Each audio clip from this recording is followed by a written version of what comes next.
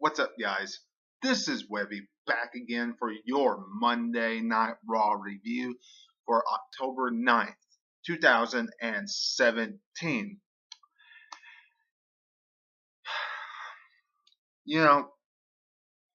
Few ways that I can start off this review just like last night at Hell in a Cell, when I could start that review off a couple of different ways. I could start off Monday Night Raw tonight, the review, by saying that this Raw was the greatest Monday Night Raw of all time, because the Shield has returned. They took out the monster among men, Braun Strowman, The Miz, and The Bar. I could start it off like that. I could start it off by saying this show sucked, because they are, without a shadow of a doubt, dwindling, making Braun Strowman's character, his mystique, his awesomeness, his huge push, his monster look in the WWE dwindle. And it's all for the Shield. And I realize that is going to need a huge push leading into their match at the TLC pay-per-view. But you really want to diminish Braun Strowman for that? That doesn't make any sense. Or what about the Cruiserweight Championship? Really? Changing hands? When we know Kalisto is just going to drop the title right back to Enzo at TLC. Or I can start this review by saying that I wish the WWE could have at least one 3-hour show that fully goes through and makes sense, develops characters, doesn't diminish characters, doesn't bore us to death during certain segments, gives all the characters meaningful things to do. Take a look at Elias. How many times do we have to see him defeat jobbers? And I realize he's with Titus Worldwide in that rivalry now. But let's get real. Let's be honest. That rivalry is going to help him zero. Put him in something that is actually important. Get the Intercontinental Championship off The Miz to somebody that can carry that championship. And no, I'm not talking about Jason Jordan. And then give Elias a run with the rivalry with whoever the Intercontinental Champion is. That would be something important. Instead, WWE continues to give us these songs, these concerts that Elias is supposed to have, and then Titus Worldwide interrupts them. Apollo Crews, who needs to just stay on live shows for Raw events. Because he's doing nothing for Monday Night Raw as far as on TV. Or go back down to NXT or somewhere where you can develop an actual character. And Titus Worldwide, if you're going to have that brand, then get some more people in your stable. Okay?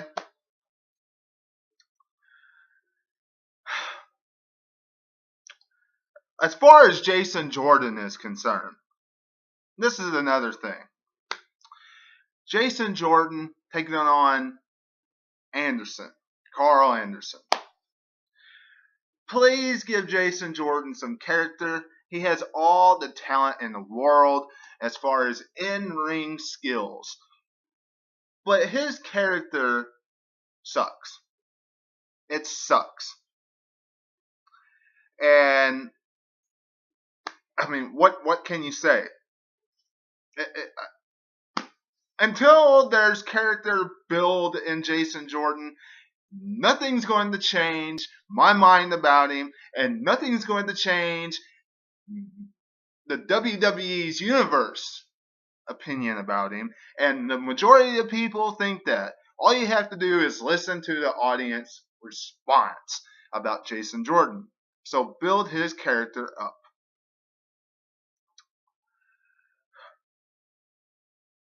The opening segment was entertaining.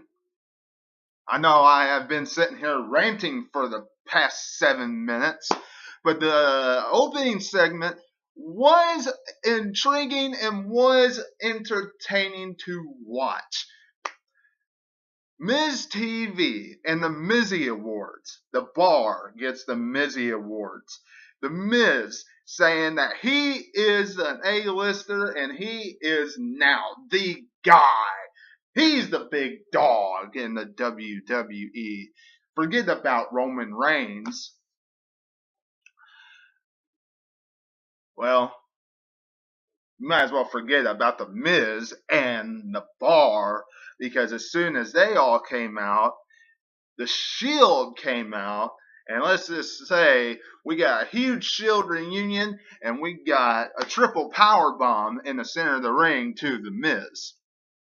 That was about as easy as you can explain that opening segment. Everybody, but everybody going nuts. Enzo, Captain Cringeworthy at himself, at his best.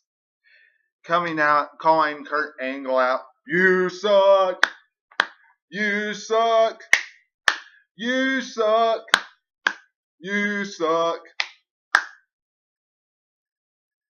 Kurt Angle comes out and Enzo saying, "You see this paper? You said that the Cruiserweights don't get a shot at the Cruiserweight Championship, and now Kalisto gets a shot at my title at TLC."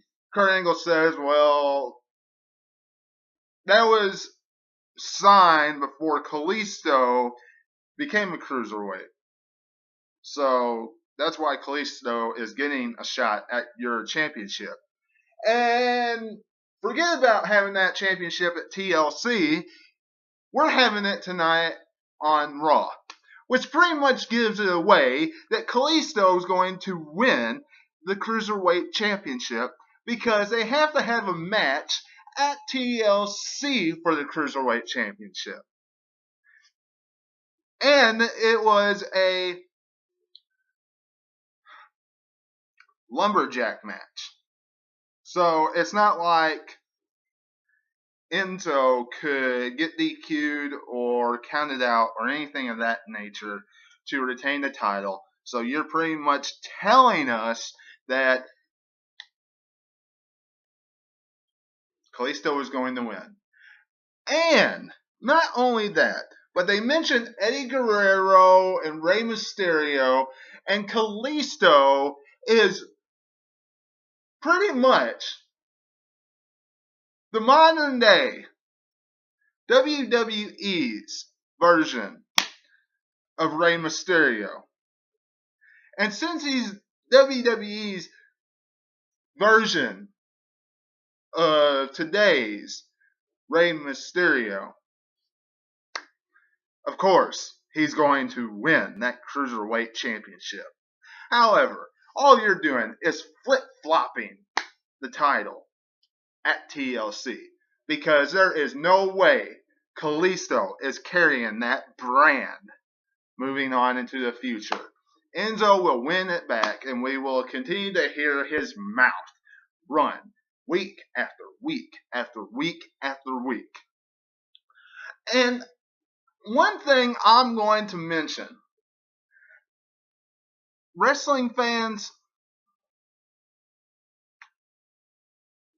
you do come to have fun.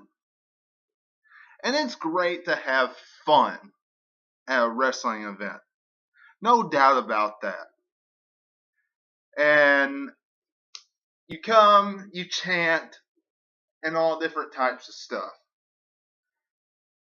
But you talk about the bar being set so low of holy crap chants.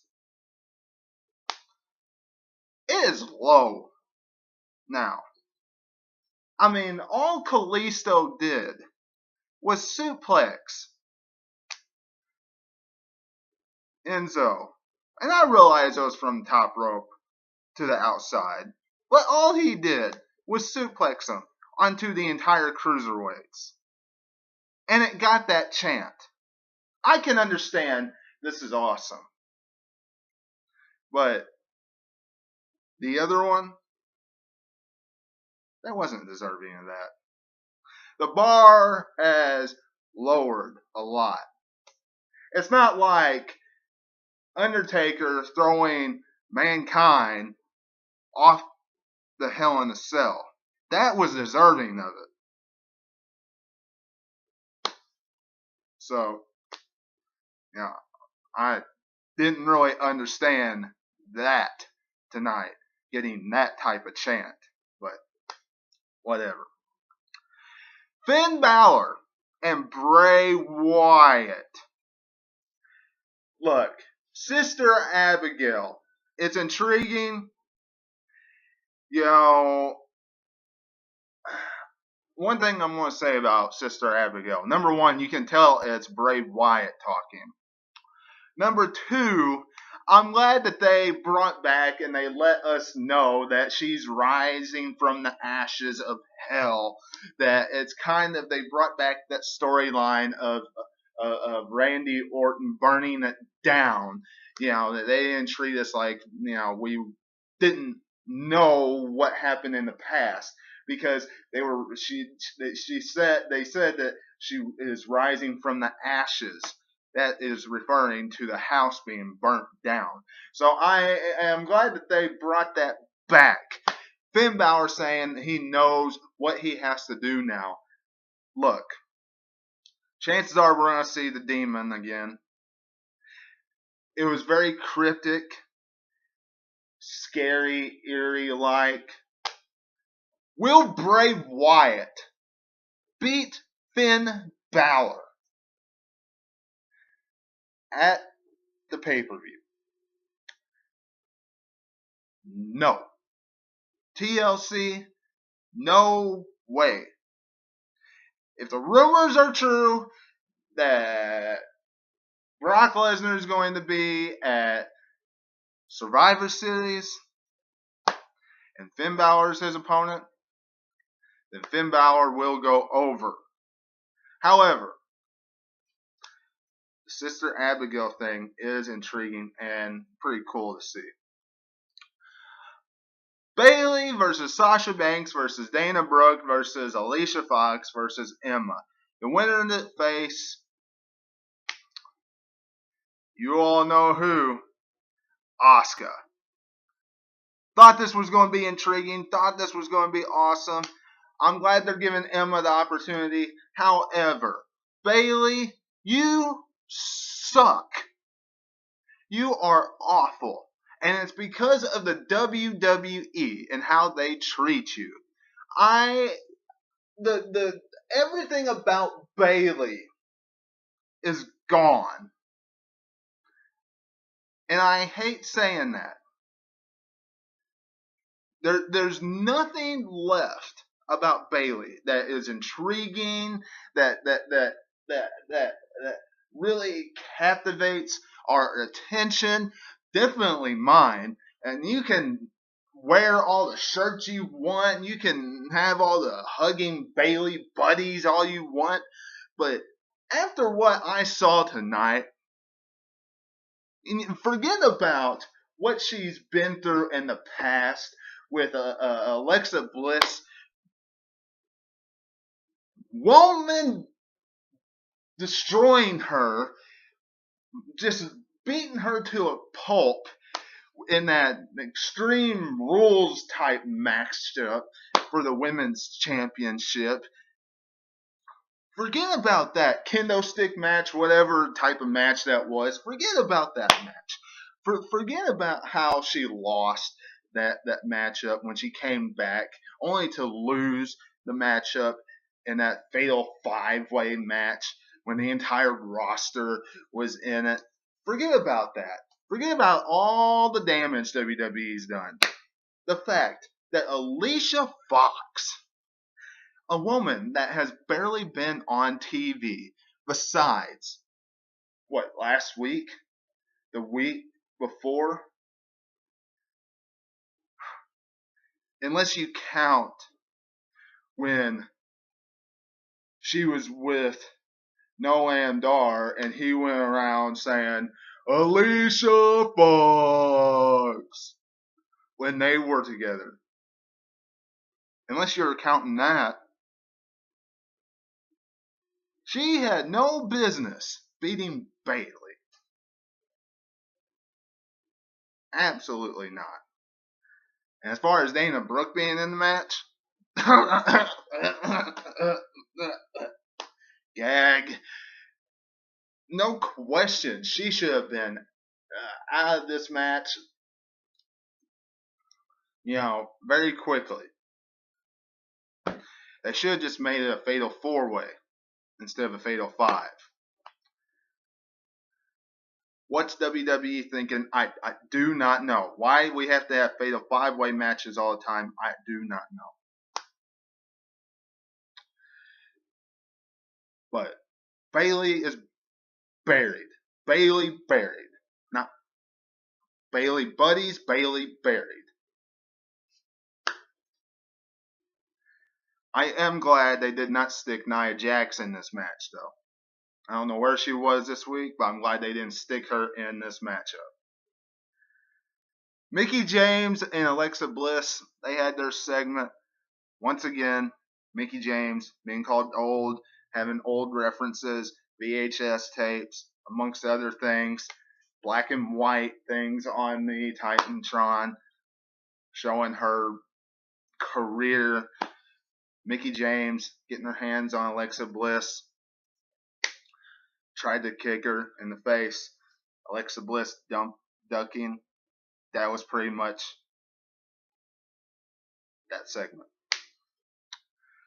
Braun Strowman versus Matt Hardy. Something I did not like.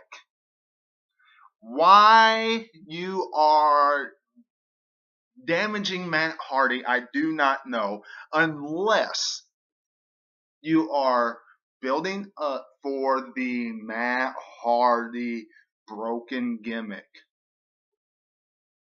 If you're building that up for that gimmick, I get it. If you're not,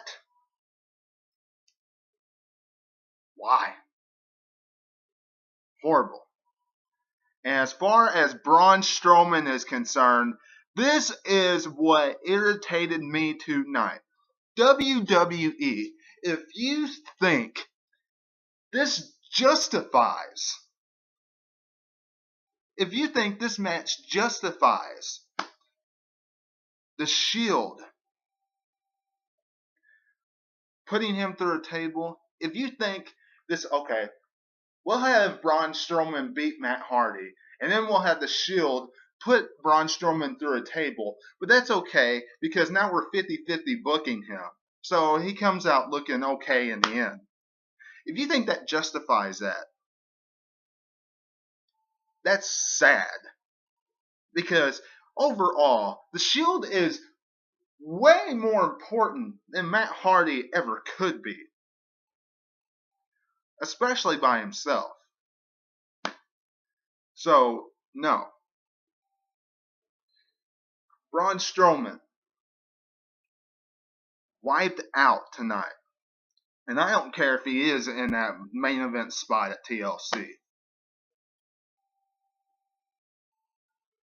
Absolutely horrible. Cool that the Shield is back. Don't get me wrong. Don't get me wrong for 1 second. I'm glad that the Shield's back. I wish it would last longer, but you know that the Shield isn't going to last forever. You know that it's only here for probably 1 or 2 pay-per-views. You know that at most it will last through Survivor Series.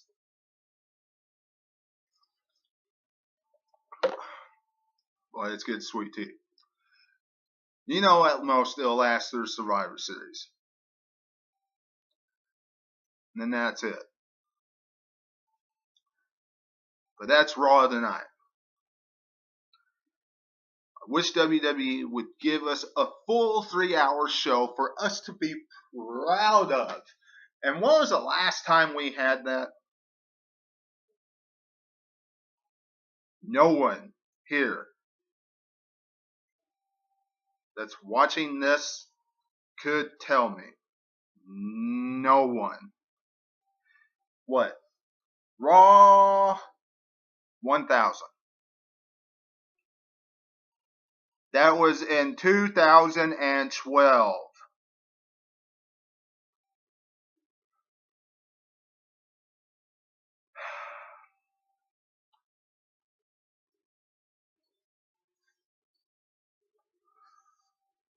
WWE, I don't get it.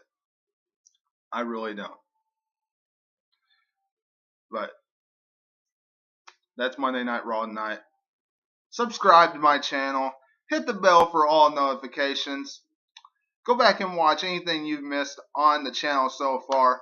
Top 5 pay-per-views that need to be added to the calendar year, and top 5 that need to be taken away from the calendar year. That is one huge podcast. Go back and check that one out.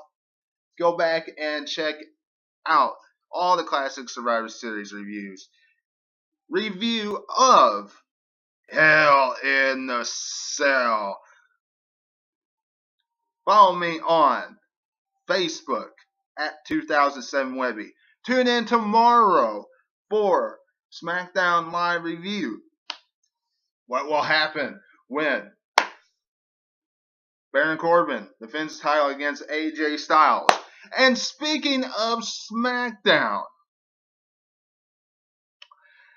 one last thing I want to leave this Raw review on. WWE.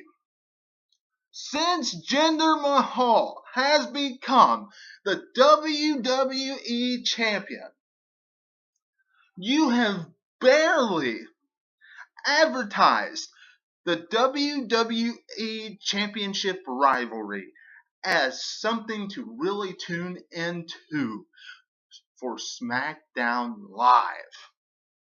It has always been something else, the United States Championship or a different rivalry. If that does not tell you that the championship needs to change hands, I do not know what does. The quicker you take the WWE Championship off of Jinder Mahal, the better. Each and every Monday night, we always see advertisements to watch SmackDown, and barely do we ever see the modern day Fail Haraja. Jinder Mahal as a reason to turn in. If that doesn't tell you that he is not a very good champion, I don't know what does. Until I see you then, this is Webby, and I will catch you on the other side. Talk to you later.